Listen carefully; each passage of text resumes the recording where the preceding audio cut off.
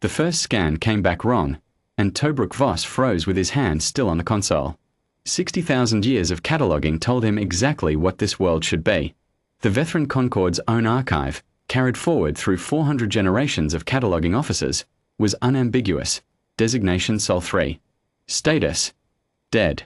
Cause: self-inflicted collapse, confirmed by the last survey drone before the silence took the signal and never gave it back. A grey husk. A lesson taught to schoolchildren about species that burn themselves down before anyone else can do it for them. The scan showed lights. Not fires. Grids. Grids that pulsed with the patient rhythm of something that had been running, uninterrupted, since before Voss's own bloodline had a written language. Run it again, he said. The sensor officer ran it again. Same grids. Same patient pulse. And now, threading up through the planet's ionosphere like a held breath finally released, something else. Towers of light too tall and too straight to be anything but built, standing along a coastline that the old survey had marked as a drowned and empty ruin. Voss had buried 4 cataloguing officers in his own family line who had never set boot to ground on a single live world. Sol 3 had been a milestone for him personally. Final confirmation of an old extinction, a debt closed, a name moved from the active register to the dead one. He had looked forward to the closing for years. He stood in the landing bay 40 minutes later in full plate, his retrieval crew of 6 behind him, and told himself the lights were automated. Leftover infrastructure. A dead world's machines still running on inertia, the way a corpse's hair kept growing. He believed that for about 11 minutes. The shuttle came down through high cloud onto what the old maps called a flooded delta and the new readings called a working coastline, and the thing that filled the windscreen as they dropped below the cloud deck was not a ruin. It was kilometers long. It ran the curve of the shoreline like a spine, glass and dark alloy catching the grey morning light in long unbroken sheets, and it was not aimed at anything, not bristling with weapons, not postured for war. It simply stood, vast and patient, listening. Voss understood that before he understood anything else about it, the way you understand a held door before you understand who is holding it. That is not defensive architecture, said Ressa, his second, from the jump seat across the aisle. Her voice had the particular flatness of someone refusing to let fear into it. No, Voss agreed. It isn't. They put down on a landing field of fused stone 200 meters from the structure's base, and the squad went out in formation, weapons low, the old drills running on muscle memory while every one of them stared up. Up close the scale only got worse. The structure's lower face was etched, not battle-scarred, not weathered into meaninglessness, but etched on purpose, in long clean lines that repeated in patterns too deliberate to be erosion. Pet Ren, youngest of the 6, broke formation by half a step to put a gloved hand flat against the nearest panel. Commander, this is warm. Powered, Voss said. Obviously powered. No. Petrin's voice had gone thin. It's warm like skin is warm. Like something alive. Voss came over and laid his own palm against the alloy. It was warm, and it hummed, very faintly, at a frequency that sat just beneath hearing and made the bones of his hand ache in a way he didn't have a word for. He pulled his hand back. A kilometre inland, past the edge of the structure's foundation, the land rose into something that had once, according to the old logs, been a flooded industrial graveyard, a place the Dead World Survey had specifically flagged as evidence of the collapse, a smear of corroded metal and broken concrete too far gone to be worth a closer look. Voss diverted the squad there instead of pressing further into the structure itself, some old cataloguing instinct telling him the graveyard was where the contradiction would resolve itself fastest. It didn't resolve. It deepened.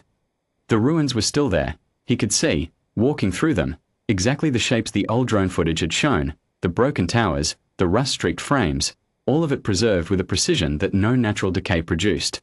But growing up through it, around it, in some places visibly grafted onto the old broken bones of the dead industry, was the new, clean conduit running alongside corroded pipe, fresh alloy framing holding up a collapsed roofline rather than replacing it, the ruin kept exactly as ruin and the new world built deliberately around its shape rather than over its grave.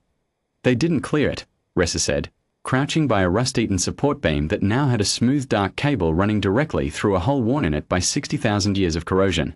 They built around it. On purpose. Like they wanted it left where it could be seen. Voss had catalogued 11 species that had died the way the old record said Sol3's people had died, drowning in their own waste, burning their own sky, killing the only world they had through nothing but appetite and carelessness. He knew what that kind of death site looked like, afterward, on the rare worlds where something else moved in later. It looked scavenged, erased, built over, every trace of the failure paved across and forgotten because the new tenants wanted no reminder of what had been there before them. This was the opposite of that.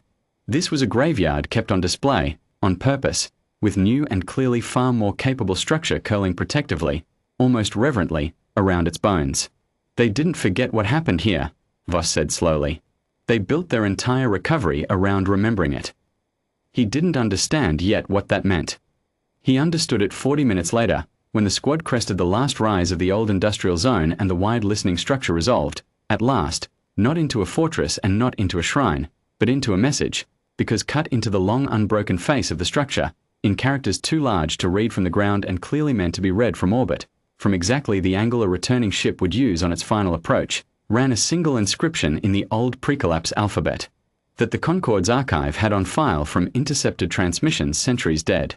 Voss didn't need the translation matrix. He'd studied the alphabet himself, as a young officer, the way every cataloguing officer studied the last languages of worlds they expected to never need again. We are still here. We have been waiting. Come and see what we built from what we almost lost.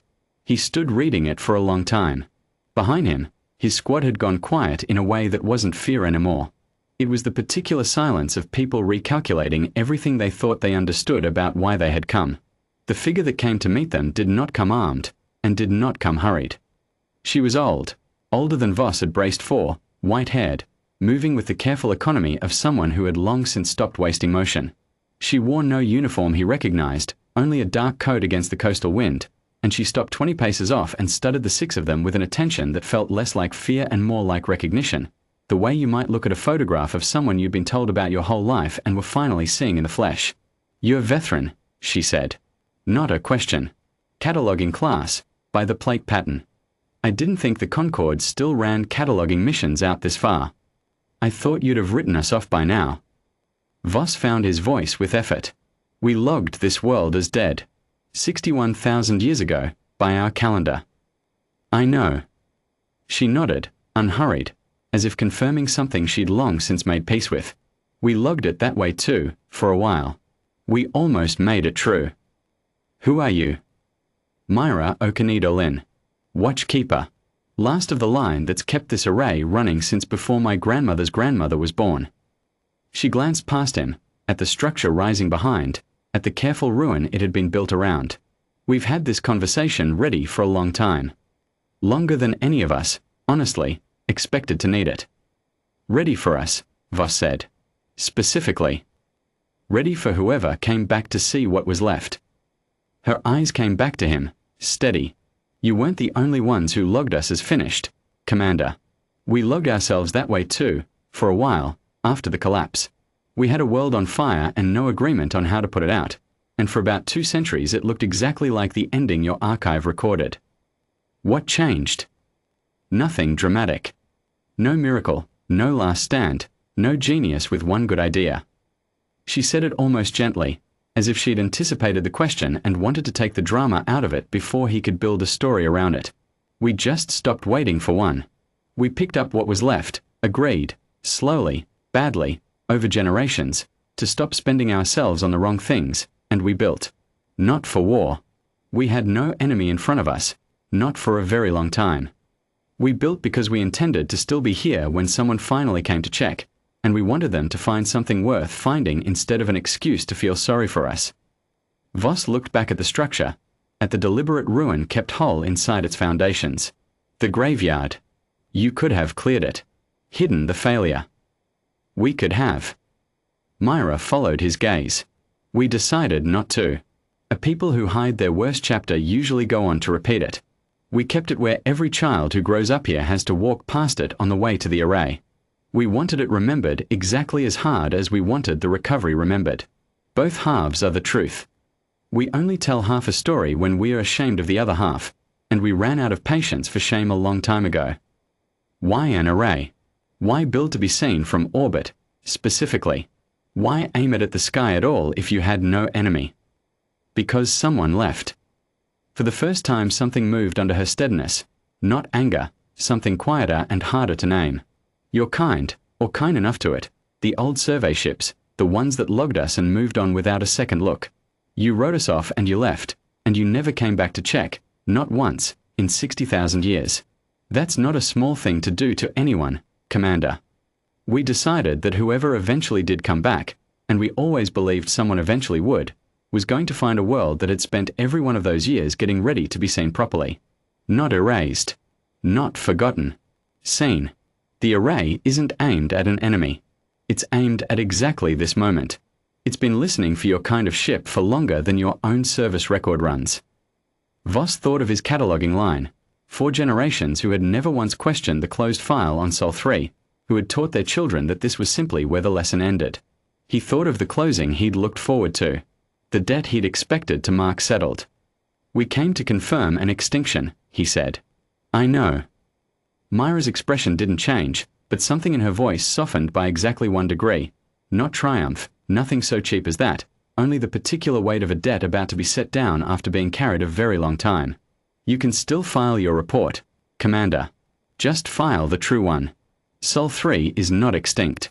Sol 3 remembered, and rebuilt, and waited, and is asking, not demanding, asking, that whoever logged us dead come and update the record properly this time, in person, the way it should have been checked the first time and never was. She didn't ask him to apologize. She didn't ask for anything that would have made the moment about her, or about the Concord's old failure to look back even once. She simply turned, slow and unhurried, and gestured toward the structure's open base, toward whatever record waited inside for him to read in full. Voss looked at his squad. Petren had lowered his weapon entirely without seeming to notice he'd done it. Ressa was watching the old woman with an expression Voss recognized from his own face, reflected once, years ago, in the dead glass of a viewport over a world that hadn't, in the end, stayed dead. He holstered his sidearm and followed her in. I filed the amended record myself, 3 days later, from the array's own transmission deck, with Myra Okanidolin standing at my shoulder reading the old language over my forearm to make sure I got every clause right. Sol 3. Designation amended. Status. Living. Cause of survival. No miracle on file. Recommendation to future cataloguing crews. When you log a world as finished, go back and check. They might simply be the ones still listening, long after you've stopped. I have told this story exactly once before tonight, to my own cataloguing officer, the year I came home. He didn't believe the part about the graveyard kept on purpose, the failure left standing in full view beside the recovery, until I showed him the transmission. He went quiet a long time after that. I think about that quiet often. I think about the inscription cut for Orbit, the message built 60,000 years before I was born to be read by someone exactly like me. I think about the debt closed, finally, not with an apology and not with a weapon, but with an old woman's steady voice saying simply, "We never stopped being here. You only stopped looking." I update the file every cycle now, the way she asked. Status. Living. Status. Building. Status. Still listening, in case the next ship that finds us also forgot to check.